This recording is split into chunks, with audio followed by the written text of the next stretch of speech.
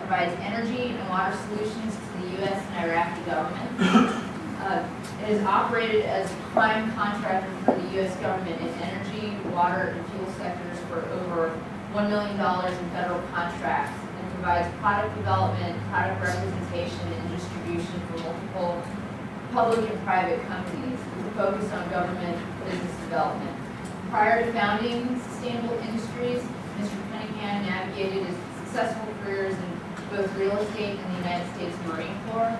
He maintains the current rank of Lieutenant Colonel in Marine Corps Reserves and has 22 years of military service as United States Marine. Lieutenant Colonel Cunningham is a lead accredited professional and is recognized as the 2011 top influential in San Diego defense industry. Mr. Cunningham holds a Bachelor's of Science in Construction Management from Oregon State and Master's in Business Administration from the Anderson School at UCLA. Mr. Josh Gerber is the lead architect for the smart grid at San Diego Gas and Electric, SDG&E, a separate energy utility. In his role leading enterprise-wide smart grid strategy, policy, and project alignment with a focus on IT infrastructure, networking, and security, Josh recently led the development of SDG&E's smart grid development plan. In his 10-plus years with the Sempra Utilities, Josh has held multiple senior positions involving the planning, design, and implementation of smart grid advanced metering and data center infrastructure. And our third presenter tonight is Elizabeth Liz Perez-Halperin, and she is the president and founder of GC Green, also known as GCG, a 9/11 service-disabled, veteran-owned green build general contracting and consulting firm. GC Green is involved in an effort to broaden the outreach and impact of the green economy.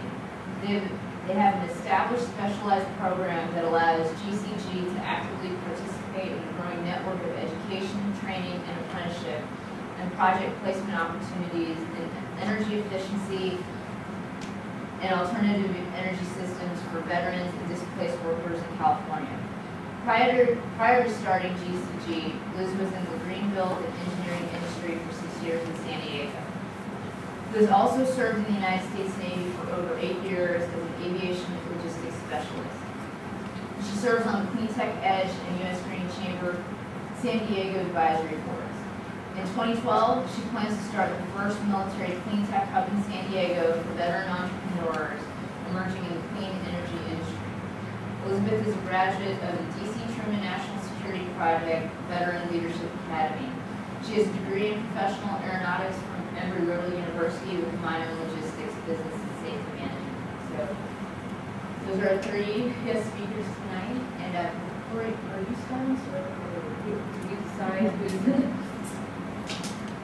Okay. So, You ready for yeah. me? Okay, I don't know if Jan or any of you had a chance to pass around slides or information on what we've been doing with our companies. You got to see each other's slides. Did you all get to see the slides regarding any of our companies? Okay. I'm going to punch through the slideshow quick here. I'll make this very fast. What's Sustainable Industries? How did I start it? Well, as a veteran, I was a H-53 pilot, which is heavy lift helicopters. Things don't always work out the way you planned, and I had a pretty successful run in the commercial real estate industry, and part of that was, as a lead AP, was converting about a third of the portfolio, so about 3 to 4 million square feet into Energy Star buildings, and then looking at the lead processes. Then 2008 and 9 hit, and commercial building owners for our private equity portfolio, they weren't going to spend the money. But the opportunity came along to do this project in Iraq. Where the interesting thing came in there was, I was a helicopter pilot in Iraq, and I flew a lot of water around Iraq. And if you think about something, yeah, there's a great survey on the Marine Corps where how much did a gallon of fuel cost in the front lines. They said they buy it here, by the time they get to the front lines, it's $400. I'm not sure how much a bottle of water, like those ones that we have all around the room, cost You know, when you first buy it, maybe a quarter, maybe 50 cents, you know, top end. But by the time you drive it from the truck, it's somewhere, they pick them up somewhere over in Syria or something like that. They drive it on the roads there, they would take it to the base, they'd offload it, they would put it on the ramp. We would come over in a 50,000-pound helicopter that burns 3,600 pounds of fuel an hour, so that's 400 gallons of fuel per hour, plus the maintenance.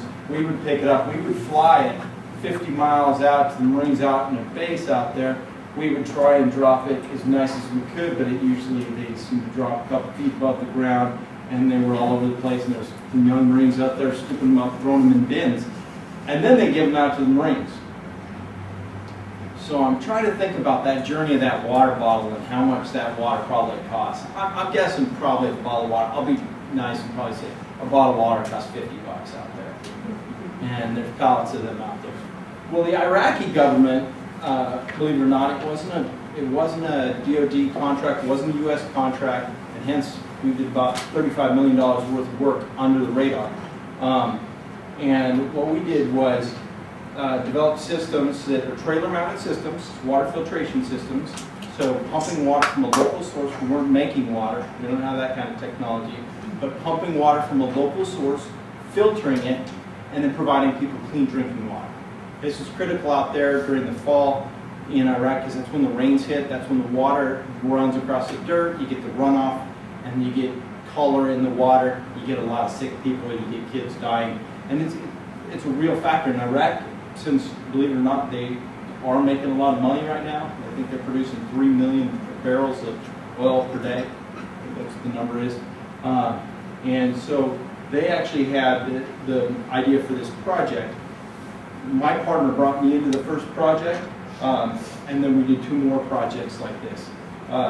We manufactured the water filtration systems here in San Diego area. It's actually a membrane capital of the world. And we bought solar panels. We did not make solar panels. And then we assembled the entire systems, and then we shipped them off to Iraq. We basically put them together, make sure it works, put it on a pallet, put all the pieces together, and then ship them off in the containers.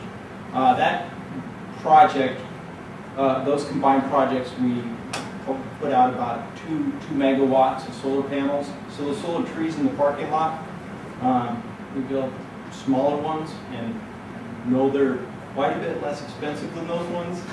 And we built about between 700 and 1,000 of those. And ours were smaller, say 1 kilowatt to 3 kilowatts primarily, some of them up to 5 kilowatts. That provides clean water for about 2.1 million Iraqis. So, great project, and they're government contracts. If you ever work government contracts, they will sit on the contract for a long time, deliberate for a long time, and then when they hit go, it is like a rocket. We had to tap into California manufacturing, Texas manufacturing, Oregon manufacturing, and bring it all in. And then we pushed out about 180 containers, shipping containers, to get all the equipment out of San Diego. So shipping guys, and actually LA starts to know you when you start pushing that many containers. But it was a great experience. And then the spin-off on the government side, we've done water pumping for the government. So for the U.S. Army, you have systems that sit 10 miles off the grid, and your only options out there are to run a line, which is incredibly expensive, or to put a diesel generator out there, something like that, that you're going to power a diesel pumping system, which the maintenance on it's really expensive. Water pumping in these remote locations pays for itself in about 18 months when you use solar. I mean, that's a really good payback.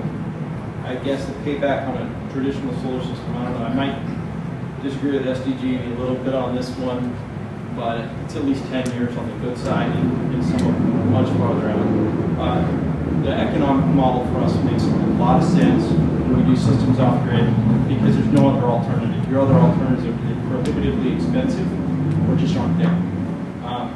And then we get that, so that's kind of what we've been doing. The other thing is we're providing something critical that people need. We've currently been in limbo on a project to deliver a similar sized project that's irrigation systems for the government of Iraq. So pumping water, figure first you got to get them clean water to drink, and then you give them the ability to irrigate fields and create jobs. I figure, on our global war on terrorism, which I know that the Marines in the back have that ribbon on their chest, along with a few others, by the way. It's a pleasure to serve with you fellas. If you can get these demographics to give them good, get them healthy first, and give them jobs. If you can get the 15 to 35-year-old males who are the primary troublemakers, whether it's in Iraq, whether it's in an urban area in the United States, if you can get them jobs and give them a purpose in life, you do counteract terrorism. So it is a tertiary effect that we get to have. So that's the exciting stuff we've done in Iraq, and then a little bit of what we've done in the United States, and then we've done a lot more water filtration systems. We provide a lot of the water filters for the Navy, just the actual filters, distribution, and we, as a spin-off, we also build fuel hoses, why fuel hoses? Because water and fuel are liquid. It seems the systems are very similar, and the opportunity presented itself. You go where the business is. And that's as short as I could get the speech down. Sorry if it was too long. So I understand that the solar panels are there to run the pumping. Primary, you got so you have your pumping.